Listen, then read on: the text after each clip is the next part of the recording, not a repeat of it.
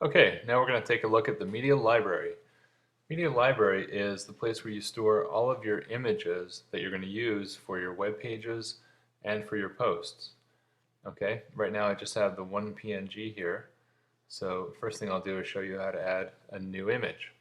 Just click on the Add New button, and it gives you a couple of options here. You can either select files, or you can actually just drag and drop them into this zone, which is really handy. For the purpose of this, I'm going to go ahead and select files, and I have an images folder set up, and I have a few pictures here as a sample. Now, one thing is you can do them one at a time, of course. You would just click open, but you can also hold down the command key on the Apple, or you can hold down the shift key if you want to do from first to last. So I want to do all three. I'm going to hold down the shift key, get all three, click open.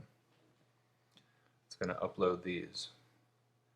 You see the names here. Okay, so it's uploading them and it's optimizing them for the web. A little bit. What you really should do is take these into Photoshop or a free image editing program if you don't have Photoshop, and you should actually optimize these for the web first so that you have faster load times. Okay, great. So now we have these uploaded. You can actually make edits right here.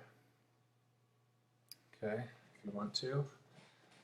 And let me slide this over a little bit.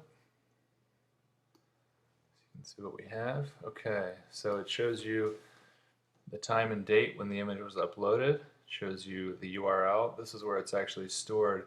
So these images actually get a specific URL on your website, and they typically link to themselves, which is when you see the picture, when you click on a picture on a website, it typically goes into a larger version of itself. That's what this is for.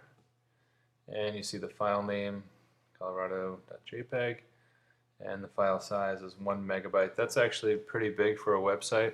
I should have optimized this beforehand, but I actually uploaded this in a larger dimension so that I could show you some of the options for making it smaller when you actually use it.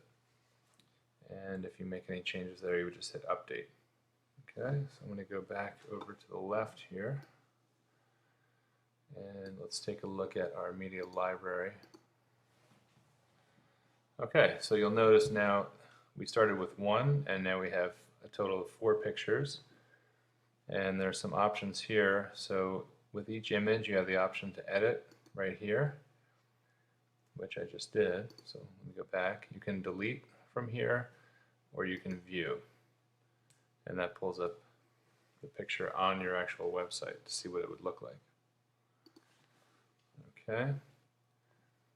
And you also have some bulk actions. So if you wanted to select, say, a couple of these at the same time, you have the option to delete these permanently here.